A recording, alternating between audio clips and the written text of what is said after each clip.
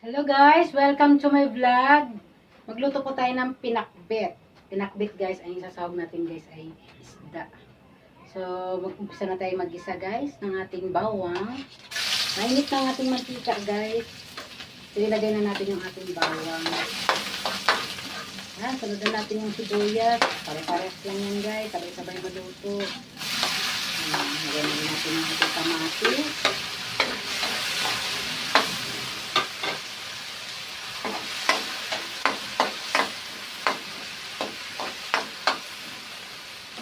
Bago pala tayo maglagay ng kalabasa at saka gabi, ay unahin natin yung ating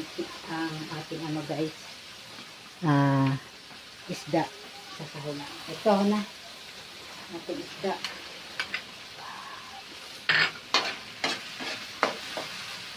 Isda natin guys, sobrang namin yung gabi. Ayan.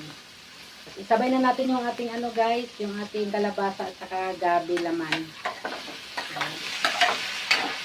Natatawag sa inyo ang lamang gabi. Basta yun lang alam kong pangalan niya, lamang gabi.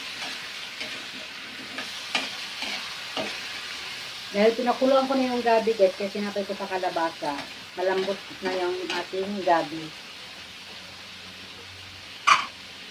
So, yung sabaw natin ay yung pinaglagaan ng gabi. Sayang may lasa yung ating tubig na nilagay ito nagpakuluan ng gabi.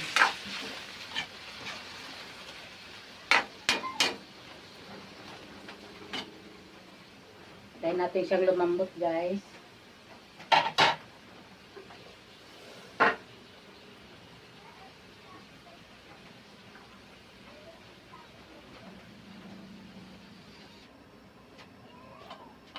Natin ay malambot na yung ating kalabasa. Ilagay na natin yung ating sitaw.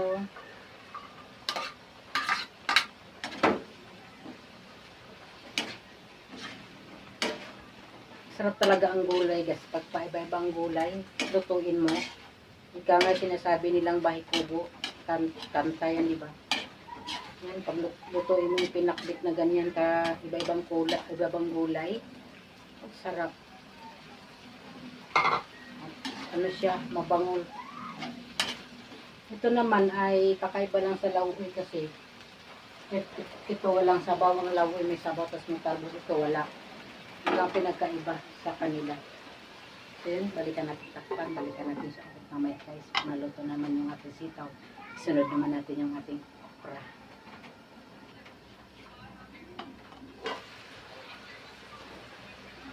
Mag-add tayo ng isang mangkok na tubig guys para hindi naman masunog yung ating gulay.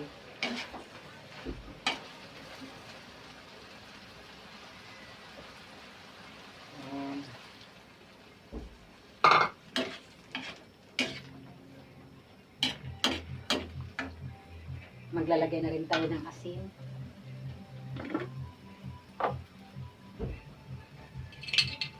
Asin lang ilalagay natin guys, hindi tuyo. Hindi ako gagamit ng tuyo, asin lang.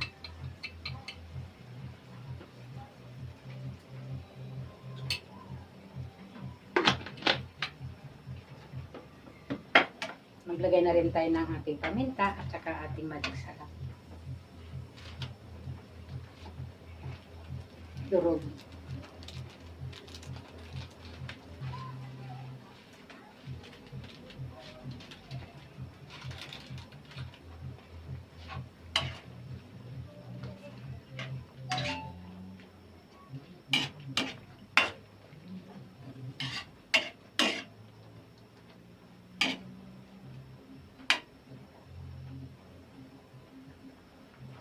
Pakuluan muna natin siya guys.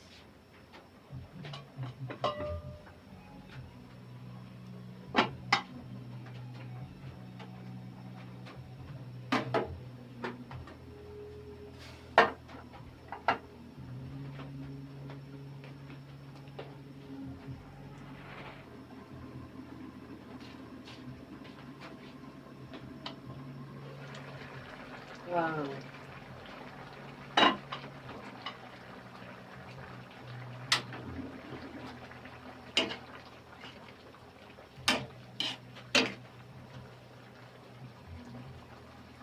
Lambot na yung ating gabi.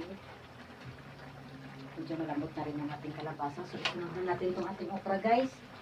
Ilagay na rin natin yung ating ceiling green at saka yung ating talong. Sabay ko na at saka yung ating ampalaya.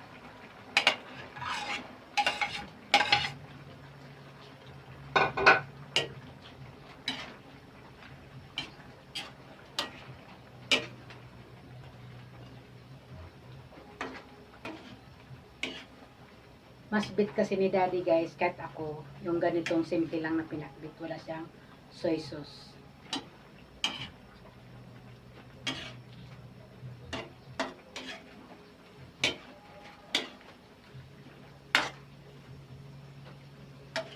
Masarap sa pinakbit, guys, na may lamang gabi. Siya po yung nagpapalapot sa ating gulay. Yan. Masarap siya, guys. Then, takpan natin siya ulit para ay maluto yung ating huli natin nilagay na gulay.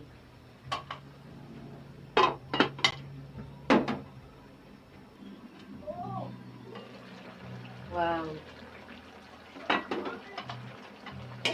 Sarap talaga sa pinakbit, guys, na plain lang siya. Bango.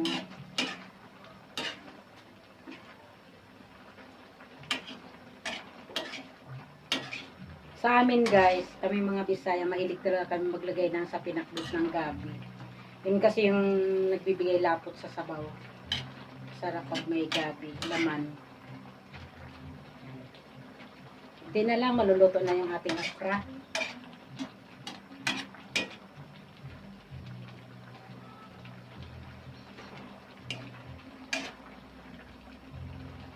Parang mas bet ko na dagdagan natin ng kaunting sabaw. Mahilig kasi kami sa sabaw ni Daddy. Ito na lang tayo sa plato na pinaglagyan ng okra.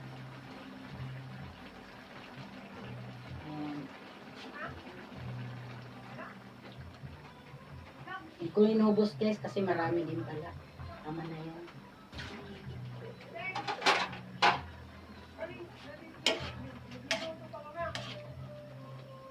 Sarap.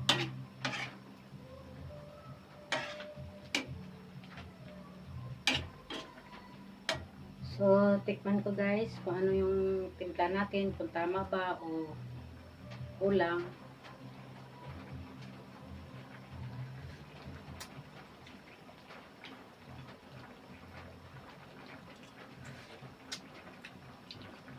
Tama lang, guys.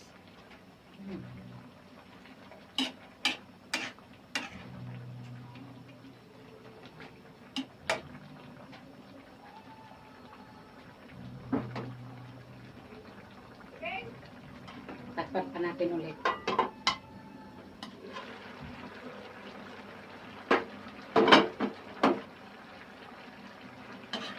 So, ayan, guys, luto na yung ating gulay na pinakbit. Sarap na siya, guys. Kain po tayo. Yan, samahan nyo, guys, kung kain ako, guys.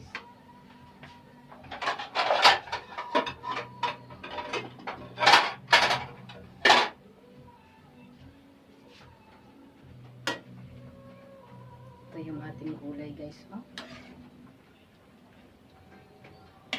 Plain lang siya. Wala siyang soy sauce. Ayan, yummy.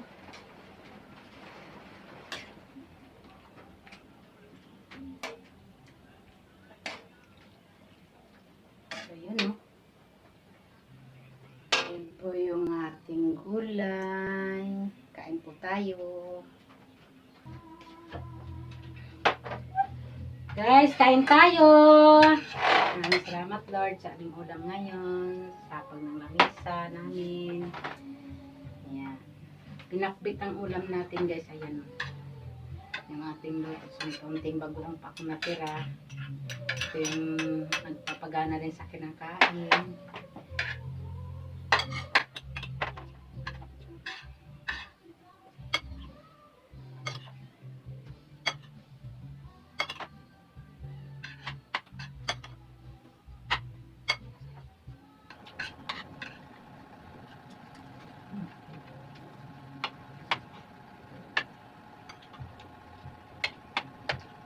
Sarap, no?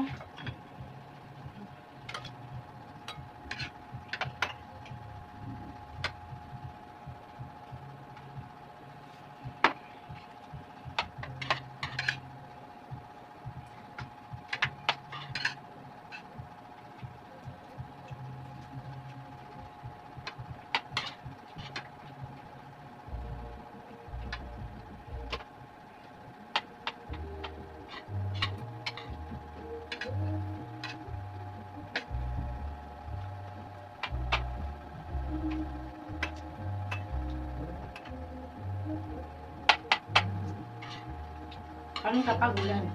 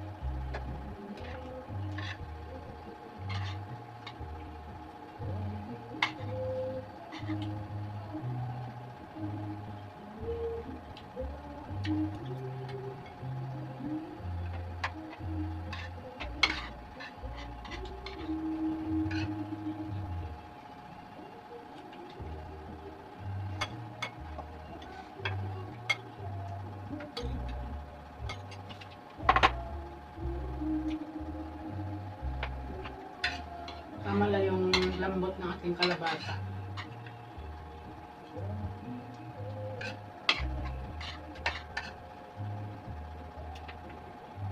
Tama lang.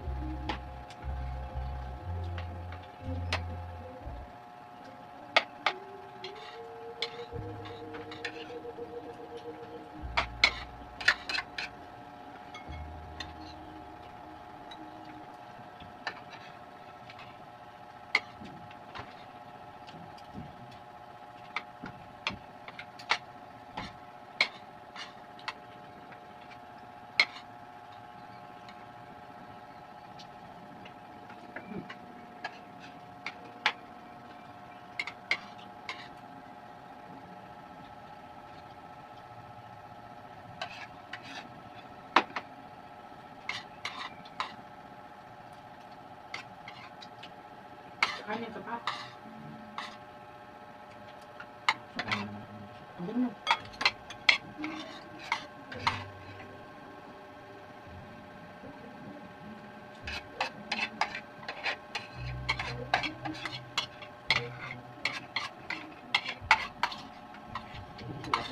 Hmm?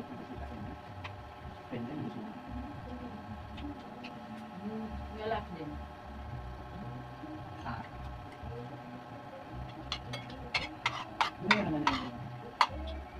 Ngayon na.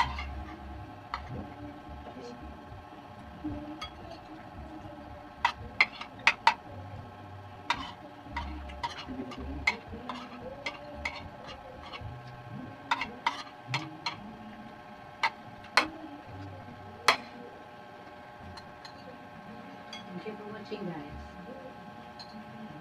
Sub na si Mami Tis.